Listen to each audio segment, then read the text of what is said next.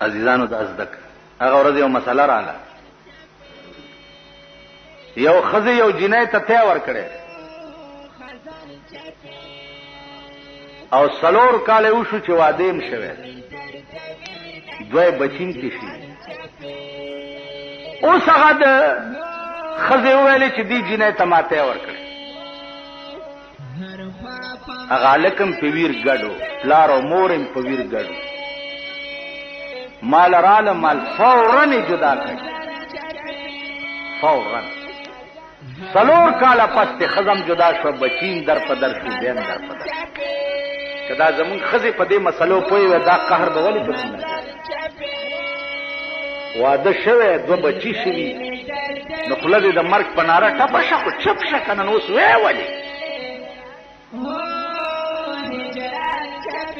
قرآن یې وخوړو چې ما ورکړی دی، نو په تندر ولګې وړاندې دې ولې نه وې.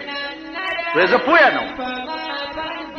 دا ښځې ګوره ډېر احتیاط کوئ، دا تی ماشوم له ورکولو را ورکولو کې د دنیا بیړه پکې تباه.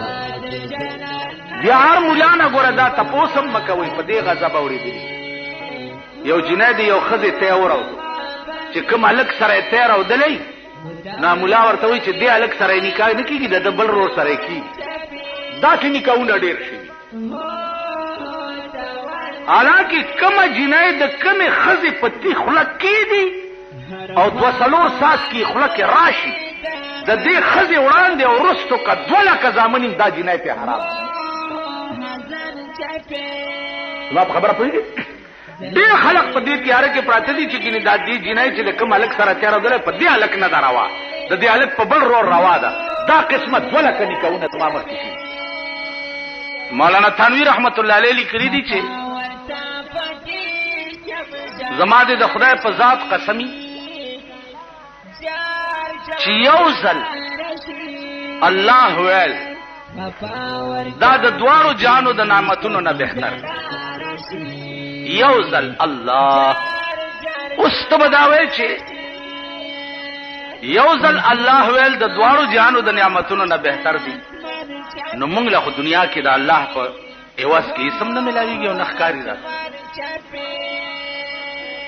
نو حضرت فرمایي چې د یو ځل الله ویلو په عوض کې او په بدل کې چې څه به ملاویږي، نه چې ستا سترګې پټې شي نو ته به هغه انبارونه بیا وګورې چې خدای به درته ښیي چې دا هغه اجرونه دي چې تا په دنیا کې یو ځل الله ویل.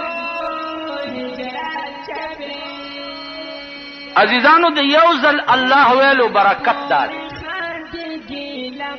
که یو سړی ټول عمر مونځ نه یې کړی،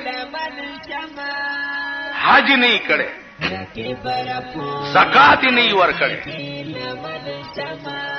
د دنیا پلیت او مردار او مړ شو، مولیان پې راټول شو چې وروره جنازه یې نه کېږي. ولې؟ دا چا په مونځ نه دی لیدلی. داسې کېږي که نه؟ علما لیکي چې سړی پروت دی ټول عمر یې مونځ او دس حج روجا دا نه دي کړي، جنازه یې نه کېږي. علما لیکي چې که داسې یو ګواه پیدا شو